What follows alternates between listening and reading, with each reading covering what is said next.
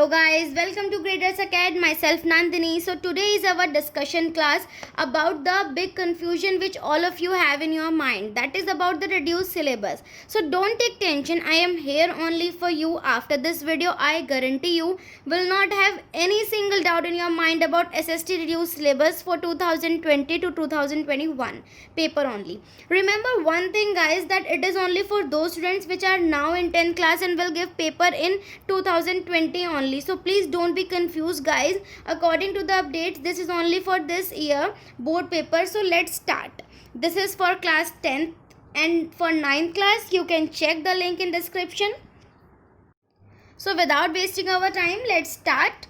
सबसे पहले हम क्या करेंगे, अपनी बुक्स अपने पास रखिए. आपके पास 4 बुक्स हैं, geography, civics, pol science and history. आप अपनी बुक्स अपने पास रखेंगे सब, और उसका जैसे जैसे मेरी अकॉर्डिंग टू माय इंस्ट्रक्शंस आप वैसे वैसे इंडेक्स पेजेस खोलेंगे. अपने हर बुक का इंडेक्स पेज खोलेंगे और उस पर आप साथ साथ मार्क करेंगे जो चैप्टर आना है, जो चैप्टर नहीं आना. किसी किसी चैप्टर का कुछ टॉपिक कट आउट हुआ है, किसी किसी चैप्टर में से टॉपिक नहीं, मैप आएगा सिर्फ, चैप्टर नहीं आएगा.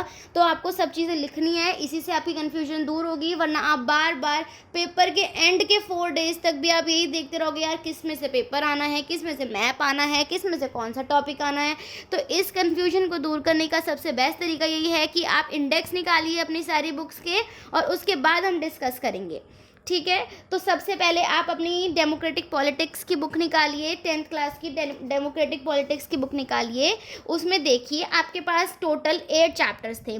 ठीक है, power sharing, federalism, democracy and diversity, gender, religion and caste, popular struggles and movements, political parties, outcomes of democracy and challenges to democracy.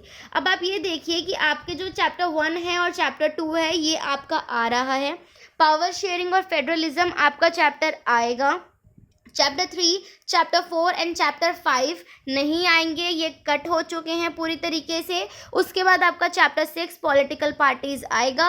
फिर उसके बाद आपका चैप्टर 7 आउटकम ऑफ डेमोक्रेसी भी आएगा. उसके बाद आपका जो चैप्टर 8 है वो नहीं आएगा, चैलेंजेस ऑफ डेमोक्रेसी, ये नहीं आएगा. तो आप अगर देखिए ऑलमोस्ट आपका 50% सिलेबस कट आउट हो गया है गाइज. तो ये आपके लिए बहुत अच्छी बात है, खुशी की बात है, और मुझे पता है ये सुनने के बाद आप लोग बहुत खुश भी हो रहे होंगे.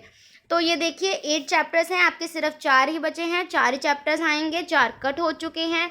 अब हम आएंगे इकोनॉमिक्स की बुक पे.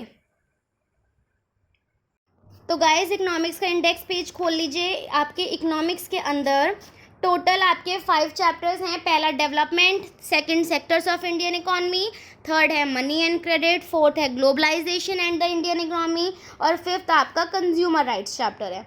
ठीक है गाइस, तो इसमें से इकोनॉमिक्स में तो पहले ही आपका सिलेबस इतना कम है, उसका और कुछ कट नहीं हुआ है. चैप्टर 5 जो है वो पहले भी प्रोजेक्ट वर्क के लिए ही होता था, अब भी वो प्रोजेक्ट वर्क के लिए ही है. तो आपके शुरू के जो 4 चैप्टर्स हैं वो आएंगे, उसमें पेपर आएगा.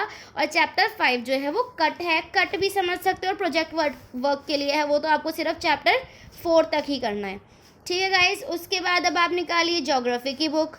ज्योग्राफी में आपके टोटल 7 चैप्टर्स हैं. तो आपका resources and development, forest and wild life, water resources, agriculture, minerals and energy resources, manufacturing industries, life lines of national economy, ये आपके 7 चैप्टर्स हैं ज्योग्राफी के. तो 1 बाय 1 मार्क करिए. चैप्टर 1 आपका आ रहा है, चैप्टर 2 आपका नहीं आएगा, चैप्टर 2 कट कर लीजिए. फॉरेस्ट एंड वाइल्ड लाइफ आपका नहीं आएगा. उसके बाद चैप्टर 3 आपका वाटर रिसोर्सेज है, उसमें से सिर्फ आपका मैप आएगा, उसका थ्योरी पोर्शन नहीं आएगा. चैप्टर 4 एग्रीकल्चर आएगा. चैप्टर 5 में से सिर्फ मैप आएगा और कुछ नहीं आएगा, सिर्फ मैप आएगा, थ्योरी वर्क नहीं आएगा. चैप्टर 6 में से चैप्टर 6 आपका आएगा, और चैप्टर 7 भी आपका आएगा. तो आप अगर ज्योग्राफी का देखें तो ज्योग्राफी में चैप्टर 1 आएगा, चैप्टर 2 कट गया, आपका चैप्टर 2 कट गया है, और चैप्टर 3 भी कट ही गया है, मतलब ऑलमोस्ट मैप ही आएगा उसमें सिर्फ. और चैप्टर 5 भी आपको ऑलमोस्ट कट गया, क्योंकि उसमें सिर्फ मैप ही आना है, आपको पढ़ना नहीं है वो चैप्टर, बस मैप ही आना है. बट लेकिन अगर मेरे अकॉर्डिंग चलो ना तो ये आपका बेस है, यहाँ से आपको इतना पता होना चाहिए. तो आप ये एक एक बारी पढ़ लेना, चाहे पेपर मत देना, ठीक है ना, पेपर मत देना, पर लेकिन एक एक बारी एटलीस्ट इन चैप्टर्स को पढ़ लेना, ताकि आपके नॉलेज में रहे सब चीज़ें. मतलब ऐसा ना हो कि आपको नहीं आता हो 10th का सिलेबस. ठीक है ना, तो आपका इसमें भी ऑलमोस्ट 50% सिलेबस ही रह गया, क्योंकि आपका चैप्टर 2 कट हो गया, 3 कट हो गया, 5 कट हो गया. 7 तो चैप्टर्स थे, है ना। फिर उसके बाद अब आओ आप हिस्ट्री पे। हिस्ट्री में आपके 5 चैप्टर्स हैं। इंडेक्स पेज खोल लीजिए फटाफट से। तो यहाँ पे आपके कितने चैप्टर्स हैं? 5 चैप्टर्स हैं।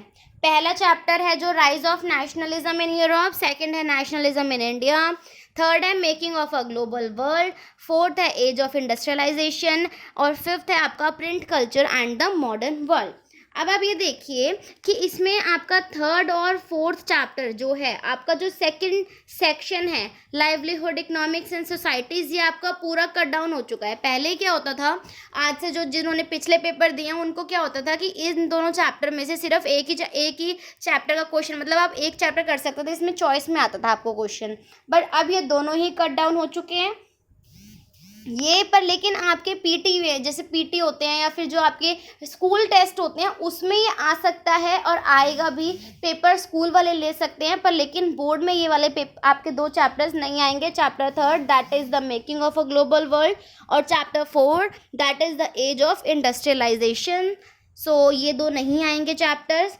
और 5th जो है प्रिंट कल्चर, ये भी नहीं आएगा। तो आपके सिर्फ हिस्ट्री में 2 ही चैप्टर्स आने वाले हैं, the rise of nationalism in Europe और नेशनलिज्म इन इंडिया। तो बस ये तो बहुत खुशी की बात है, आपके सिर्फ 3 ही चैप्टर्स, सिर्फ 2 ही चैप्टर्स आने, 3 चैप्टर्स कट डाउन हो गए। ये तो 50% से भी कम रेशियो हो गई आपके सिलेबस की हिस्ट्री की। हिस्ट्री में बच्चों को बहुत प्रॉब्लम आती है, बिल्कुल फेवरेट सब्जेक्ट नहीं होता उनका।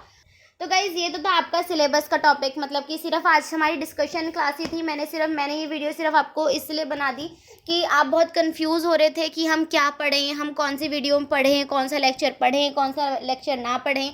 तो ये आपका कन्फ्यूज़न अब इसमें दूर हो गया होगा कि कौन से चैप्टर्स आ रहे हैं, कौन से चैप्टर्स नहीं आ रहे हैं, किस में से कौन सा टॉपिक आ रहा है, किस में से कौन सा टॉपिक नहीं आ रहा है। तो अब कोई भी बच्चा कंफ्यूज नहीं होगा। और अगर कोई कन्फ्यूज़न है भी आपके माइंड में तो आप मुझसे पूछ सकते हैं। आप मुझे कमेंट सेक्शन में कमेंट करके पूछ लीजिएगा, मैं आपको वहाँ पे वो क्लियर कर दूँगी। ठीक है गाइज़, तो बस आज की क्लास तो मैं यहीं पे ख़त्म करूँगी। So I'm ending this lecture here. Hope you liked it, and if you like it then please give it a thumbs up and don't forget to subscribe my channel. Okay guys, bye bye, take care.